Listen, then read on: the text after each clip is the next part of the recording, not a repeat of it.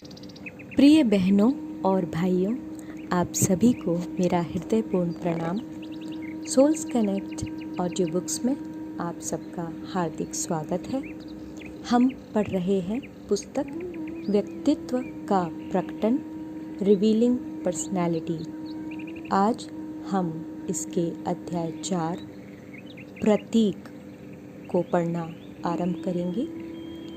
इस अध्याय में 6 जून 1993 ऑज़रो, फ्रांस में पूज्याचार्य जी द्वारा दी गई वार्ता का संग्रह है। तो चलिए पढ़ना आरंभ करते हैं। हम विदा लें इससे पहले 2 शब्द। हमारे पास काम है और खेल भी। कुछ लोग काम पसंद करते हैं और कुछ लोग खेल। हम जानते हैं कि एक साथ कई चीज़ों के साथ हम काम कर सकते हैं और कई चीज़ों के साथ खेल भी सकते हैं। कविता इसका एक उदाहरण है कि हम योजनाओं, शब्दों और धारणाओं के साथ कैसे खेल सकते हैं। किंतु मैं प्रतीकों के विषय में ज़्यादा दिलचस्पी ले रहा हूँ, क्योंकि क्रॉस के विषय में हम तमाम चर्चाएं सुनते आ रहे हैं कि किस प्रकार वह आकाश और काल के सम्मिलन का प्रतिनिधित्व करता है। ऐसा लगता है कि आपका मनस भी इस विचार से आकर्षित हो गया है। हमें सदैव आकर्षण के प्रति सावधान रहना चाहिए। आकर्षण वास्तविकता नहीं है। वास्तविकता में आकर्षण नहीं होता। यही कारण है कि आध्यात्मिकता की ओर बहुत कम लोग जाते हैं। बाबूजी महाराज ने तो इसको बंजर रेगिस्तान कहकर और भी अरुचिकर बना दिया है। हमें सदैव यह याद रखना चाहिए कि गुणों में आकर्षण होता है। स्वाद एक आकर्षण है, खूबसूरती भी एक आकर्षण है, लेकिन इसका यह मतलब भी नहीं है कि केवल खूबसूरती ही आकर्षण है। बदसूरती में भी आकर्षण हो सकता है। मैं ऐसे कई लोगों को जानता हूँ जो बदसूरत चीज़ों से भी आकर्षित होते हैं। इसी प्रकार स्वाद का मतलब केवल अच्छे स्वाद से ही नहीं है। ऐसे भी लोग हैं जो बुरे और बमनकारी स्वादों के प्रति आकर्षित होते हैं। उदाहरण के लिए आप बियर जैसे पदार्थों के आकर्षण को याद कीजिए। जो इंसान बियर पसंद नहीं करता, उसके लिए यह एक बदबूदार चीज़ है, और बियर पिए हुए इंसान के पास बैठना उसके लिए असहनीय है। इसलिए आकर्षण न तो सकारात्मक गुण है और न ही नकारात्मक। यह आपके ऊपर निर्भर करता है कि आप किस चीज़ से आकर्षित होते हैं। यही बात प्रतीकों के साथ है। यह बड़ा घिसा पिटा स्वयं सिद्ध सत्य है कि आकाश और काल यहाँ मिल रहे हैं। यह तो सामान्य ज्ञान और सामान्य बुद्धिमत्ता की बात है कि जिस किसी चीज़ का अस्तित्व है वह निश्चय ही आकाश और काल में स्थित है। आप केवल आकाश में या केवल काल में नहीं रह सकते। इसलिए हमें उन वस्तुओं के प्रति सावधान रहना चाहिए जो केवल काल में स्थित कही जाती हैं, आकाश में नहीं। और इसलिए हिंदू दर्शन में, या जो भी आप उसे कहना चाहें, कहा जाता है कि आत्मा भी कुछ स्थान घेरती है। इसलिए सहज मार्ग में हमारी यह महत्वपूर्ण मान्यता है कि शरीर आत्मा के सहारे जीवित रहता है, और जैसा कि हम जानते हैं, अनंत की ओर अपनी यात्रा में आत्मा काल के भी परे चली जा सकती है। प्राणाहुति ही इसका जीवन है, इसी से यह जीवित रहती है। इसलिए प्राणाहुति को प्राणस्य प्राणः कहा गया। प्राणाहुति का आकाश और काल से कोई लेना देना नहीं होता। अब मेरे विचार से यह क्रॉस का मामला, हम इसमें प्रतीक यानी सिंबल ढूंढने का प्रयास सिर्फ इसलिए करते हैं क्योंकि ईसा मसीह को सूली पर चढ़ाया गया था। ईसा मसीह को सूली पर चढ़ाने के बहुत पहले से ही रोमन लोग अपराधियों को सूली पर चढ़ाते आ रहे थे। ईसा मसीह के सूली चढ़ाए जाने के पहले हजारों को सूली पर चढ़ाया जा चुका था। इसलिए मेरे लिए सूली चढ़ाए जाने का तथ्य महत्वपूर्ण नहीं है। मेरे लिए क्रॉस का अर्थ इससे अधिक नहीं है कि इस पर ईसा मसीह जैसे व्यक्ति सूली चढ़ाए गए थे। क्रॉस और सूली चढ़ने का इसलिए महत्व हो गया है कि इस पर कौन चढ़ाया गया। अगर ईसा मसीह सूली नहीं चढ़ाए जाते तो यह केवल अपराधशीलता का प्रतीक रहा होता। इसलिए देखिए, इससे अंतर नहीं पड़ता कि घटना क्या थी, फर्क इससे पड़ता है कि घटना के केंद्र में कौन था। गली में घूमने वाला पियक्कड़ जो हर रोज पीता है किसी का ध्यान आकर्षित नहीं करता, लेकिन प्रधानमंत्री नशे की हालत में सड़कों पर पड़ा मिले तो यह बात सभी समाचार पत्रों की सुर्खियों में होगी। युद्ध में हजारों सैनिक गोलियां खाकर मर जाते हैं, उनका नाम हम समाचार पत्रों में नहीं पाते, लेकिन अगर किसी जनरल को गोली लग जाए तो इसकी चर्चा आकाशवाणी, टीवी और समाचार पत्रों सभी माध्यमों में होती है। इसलिए प्रतीक के पीछे का यह कौन प्रतीक को अर्थपूर्ण बनाता है, न कि क्या। मैं आप सबसे विनती करता हूँ कि प्रतीक के स्पष्टीकरण से आकर्षित ना हो, क्योंकि असलियत प्रतीक के रूप में अभिव्यक्त हो सकती है, जबकि प्रतीक हमें असलियत तक नहीं पहुँचा सकते, वरना क्रॉस को पूजने वाले सभी लोग कब के मोक्ष प्राप्त कर चुके होते। आप जानते हैं, मंदिर जाने वाले हिंदू को अज्ञानी मूर्ति पूजक कहकर आलोचना की जाती है। मैं नहीं समझता एक ईसाई उससे कम मूर्ति पूजक कैसे है।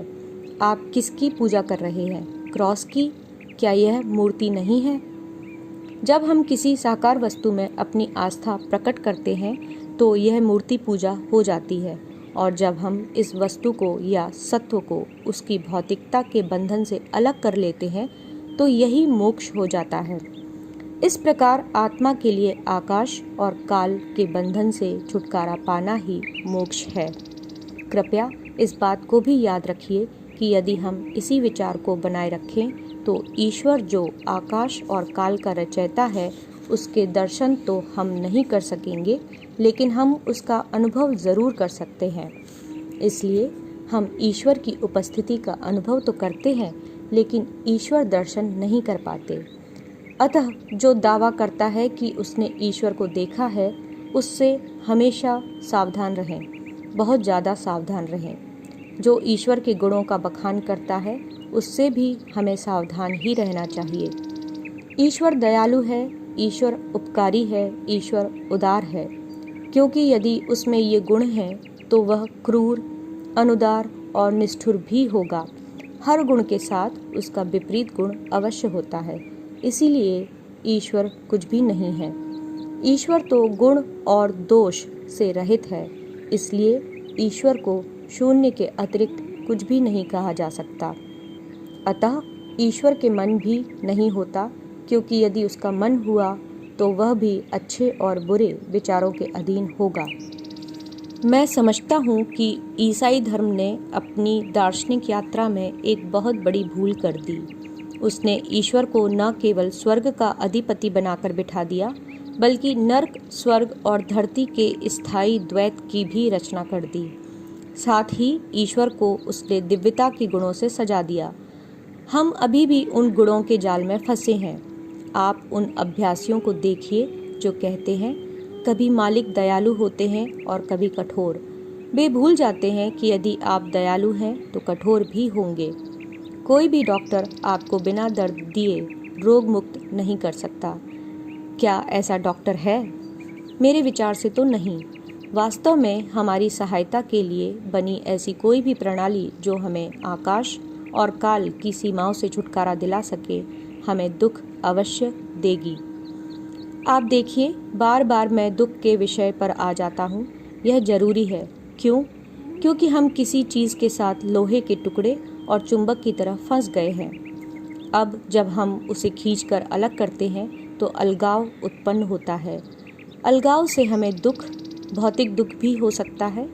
देखिए, मोक्ष और दुख अभिन्न रूप से एक दूसरे से जुड़े हुए हैं। जब तक हम इस तथ्य को ठीक से समझ नहीं लेते कि दुख दर्द ही मोक्ष की निशानी है, हम दुख को टालते रहेंगे और इस प्रकार हम मोक्ष को भी टालते रहेंगे।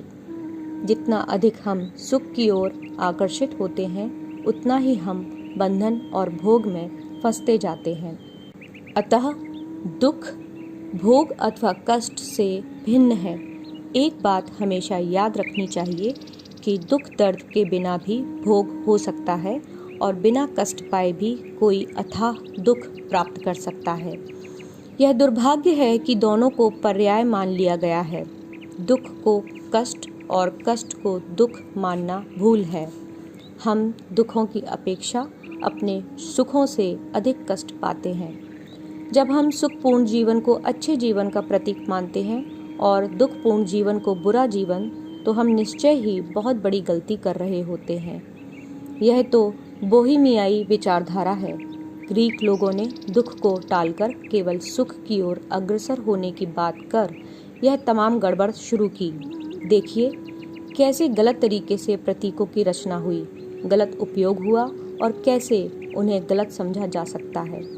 सभी चीज़ों की तरह प्रतीक भी समझदार लोगों के लिए ही अच्छे हैं। जैसे धन और शक्ति बुद्धिमान व्यक्ति के पास ही कल्याणकारी रहते हैं, वैसे ही प्रतीक भी बुद्धिमान आदमी के पास ही कल्याणकारी होते हैं। सामान्य लोग जितना धन और शक्ति से दूर रहते हैं, उससे भी ज़्यादा सावधानी से उन्हें इन प्रतीक चिन्हों से दूर रहना चाहिए। यह एक छोटी सी सलाह है। निसंदेह लोग इसे नहीं समझेंगे कि धन को कैसे नकारा जा सकता है, किंतु धन भी तो एक प्रतीक ही है।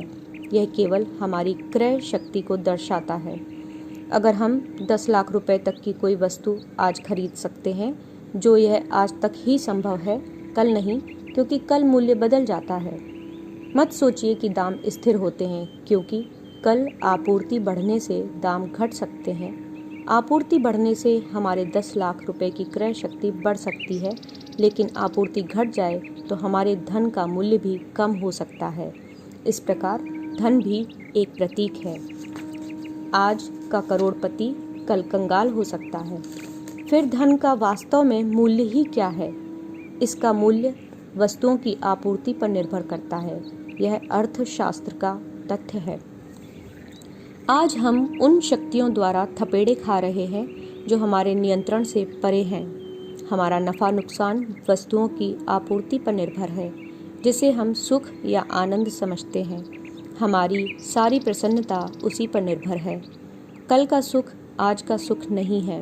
यहाँ तक कि हो सकता है अतीत में जो मेरी पत्नी थी, वह आज वर्तमान में मेरी पत्नी ना हो। कुछ भी स्थायी नहीं है। सुख स्थायी नहीं है, मूल्य स्थायी नहीं है, गुण भी स्थायी नहीं है।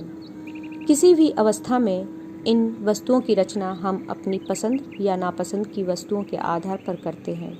अतः पसंद और नापसंद हमारे दिमाग में है। जब मनस नहीं होगा तो कोई अच्छा या बुरा भी नहीं होगा। शेक्सपियर ने कहा, कोई वस्तु अच्छी या बुरी नहीं होती, केवल विचार उसे ऐसा बना देते हैं। जब हम विचार नहीं करते तो गुणों का अस्तित्व नहीं रहता। ध्यान में हम विचार नहीं करते, हम केवल ध्यान करते हैं। इसलिए जब कोई ध्यान करते करते ऋषि बन जाता है, तो उसके लिए गुणों का कोई अस्तित्व नहीं रह जाता। ऐसे व्यक्ति के लिए अच्छे और बुरे लोग का भेद समाप्त हो जाता है। ऐसा होने पर वहाँ दंड और इनाम की बात भी नहीं रह जाती। ईश्वर के लिए तो बिल्कुल भी नहीं। देखिए हम कितने मूर्ख हैं कि आकाश और काल से बंधे हुए हैं, गुणों और मूल्यों की भावना से प्रताड़ित हैं। हम स्वनिर्मित दंड और इनाम पाते हैं। अच्छे कर्मों में अभिमान की भावना और बुरे कर्मों के प्रति अपराध बोध होने के कारण इनकी रचना हम स्वयं करते हैं। प्राचीन मनोविज्ञान यहाँ हमारा बचाव करता है और कहता है, जब तक हम शरीर से शारीरिक चेतना से बंधे रहते हैं, तब तक भोगना निश्चित है। हमें चाहिए कि हम स्वयं को शरीर से अलग कर लें। इसमें रहते हुए भी इससे अलग रहने का प्रयास करें। अपने कर्मों में कर्ता भाव रखने की बजाय अपने कर्मों के दृष्टा बनने का प्रयास करें। जैसे जैसे हम इस अभ्यास को व्यवस्थित एवं अधिकाधिक सही ढंग से करते जाते हैं, हम ही दृष्टा बन जाते हैं, आत्मदृष्टा भी। निसंदेह इसमें सतत स्मरण बहुत सहायता करता है। हमारे पास यह अनोखा मुक्तिदायक विचार है कि मैं कुछ नहीं करता। संस्कारों की वजह से यह शरीर कर्म कर रहा है। इस प्रकार एक दृष्टा यह कहने की स्थिति में आ जाता है, मैं उत्तरदायी नहीं हूँ, क्योंकि मैं कर्म नहीं करता, मैं कुछ भी नहीं करता, यह मेरे संस्कार हैं, मैं नहीं।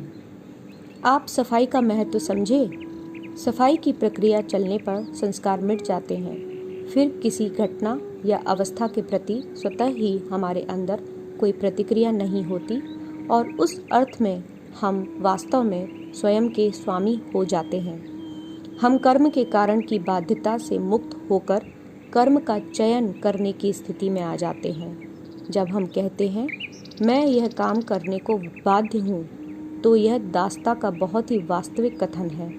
ऐसे व्यक्ति के पास इसका कोई विकल्प नहीं होता। सच कहा जाए तो जब तक हम योग मार्ग में कदम नहीं रखते, संस्कारों के हाथ का खिलौना ही बने रहते हैं। मेरी राय में वह व्यक्ति मूर्ख है जो स्वयं को कार्यों के प्रति उत्तरदायी मानता है।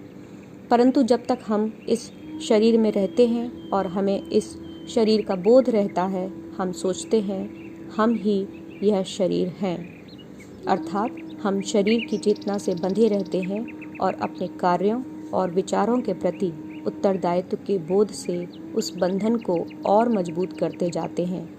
लेकिन एक बुद्धिमान योगी कर्मों के दायित्व और उत्तरदायित्व से स्वयं को मुक्त समझता है। वह जानता है कि उसके लिए यह सब इंद्रियों और उनकी क्रीड़ा से बने संस्कारों का खेल है और वह उन दोनों से परे है। अतः शरीर भी एक बहुत ही खतरनाक प्रतीक है। मैं दूसरे शरीरों के बारे में नहीं, आपके अपने स्वयं के शरीर के विषय में कह रहा हूँ। और जब हम अपनी अज्ञानता में ऐसा सोचते हैं मैं तब तक ही जीवित हूँ जब तक मेरा शरीर जीवित है, वह शरीर सबसे दुखदाई प्रतीक है कि यह आदमी जीवित है, यह शरीर मृतक है। इसलिए महामारी की तरह हमें ऐसे प्रतीकों से बचना चाहिए। जितनी जल्दी हो सके हमें अपने शरीर से बाहर निकलने का प्रयास करना चाहिए। पहला, अपने मन में दृढ़ आस्था के साथ, दूसरा सतत स्मरण के साथ, तीसरा प्रेम के द्वारा। क्योंकि जहाँ वास्तविक प्रेम है हम स्वयं को भूल जाते हैं और जब वह वास्तविक प्रेम हमारे हृदय में विकसित होता है तो हम अपने प्रेम के ध्येय में लय होने में सक्षम हो जाते हैं। फिर वह जो सोचता है कि वह जी रहा है या मर गया है, उसका भी सही अर्थ में अस्तित्व समाप्त हो जाता है। यही परम तत्व में लीन होना है। धन्यवाद। यह अध्याय यहीं समाप्त होता है। अगले अध्याय को लेकर हम आप सबके समक्ष शीघ्र ही प्रस्तुत होंगे। तब तक के लिए आप सभी का हृदयपूर्वक धन्यवाद एवं आभार।